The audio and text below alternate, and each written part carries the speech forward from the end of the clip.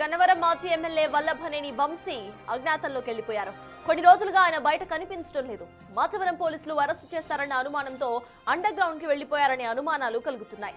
వంశీని ప్రధాన నిందితుడిగా పేర్కొంటూ ఈ నెల 17న మాచవరం పిఎస్ లో హత్యాయత్నం కేసు నమోదైంది.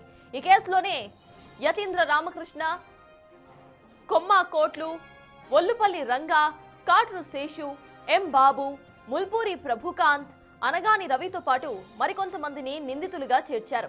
2024 జూన్ 7న సునీల్ పై దాడి చేయమని వంశీ తన అనుచరులను రెచ్చగొట్టారని, దీంతో వారు కర్రలు, మారణాయుధాలతో తీవ్రంగా గాయపరిచారని అభియోగం ఉంది. ఇందులో భాగంగానే వంశీ నివాసానికి వాళ్లు వెళ్లి సమన్లిచ్చేందుకు పోలీసులు ప్రయత్నించగా వంశీ అందుబాటులోకి రాలేదు. ఈ కేసులో ముందస్తు బెయిల్ కోసం హైకోర్టును ఆశ్రయించారు. అయినా సరే ఉపశమనం లభించలేదు.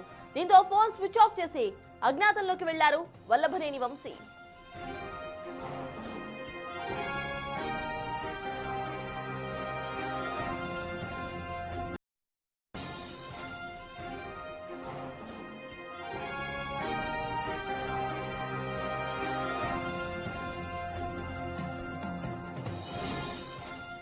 ఇదే అంశంపై పూర్తి డీటెయిల్స్ మా ప్రతినిధి శివ అందిస్తారు. శివ, చెప్పండి, వల్లభనేని వంశీ ఇటు అండర్ గ్రౌండ్ కి వెళ్లి దాక్కున్నట్టుగా సమాచారం అందుతోంది. అసలు ఇక్కడ అప్డేట్స్ ఏంటి?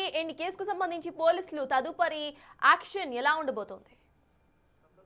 చూసుకుంటే మాజీ ఎమ్మెల్యే వల్లభనేని వంశీ ఇటీవల కాలంలో మాచవరం పోలీస్ స్టేషన్ లో ఆయనపై హత్యా ప్రయత్నం కేసు నమోదైంది. ఆ కేసుకు సంబంధించి కూడా ఇటీవల పోలీసులు నోటీస్ ఇచ్చేందుకు ఆయన నివాసానికి వెళ్లారు. అయితే అప్పటికే ఆయన అజ్ఞాతంలోకి వెళ్ళినట్లు కూడా పోలీసులు గుర్తించిన పరిస్థితి కనిపిస్తా ఉంది. గత సంవత్సరం జూన్ 27వ తేదీన సునీల్ అనే వ్యక్తిపై దాడి చేయమని చెప్పి వల్లభనేని వంశీ ఆయన అనుచరులకు పురమాయించారు. వారు కత్తులు, మారణాయుధాలతో దాడి చేసేందుకు ప్రయత్నించి ఆయనపై గాయాలైన పరిస్థితి కనిపిస్తా ఉంది. అయితే ఈ కేసుకు సంబంధించి కూడా విజయవాడ మాచవరం పోలీస్ స్టేషన్ లో కేసు నమోదైంది.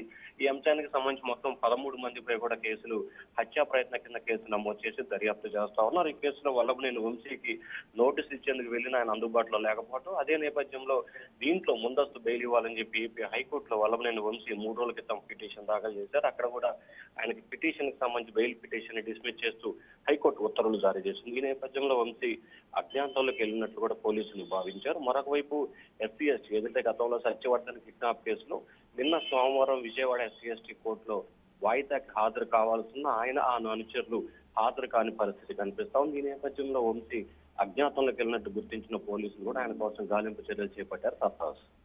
Right, thank you Shiva.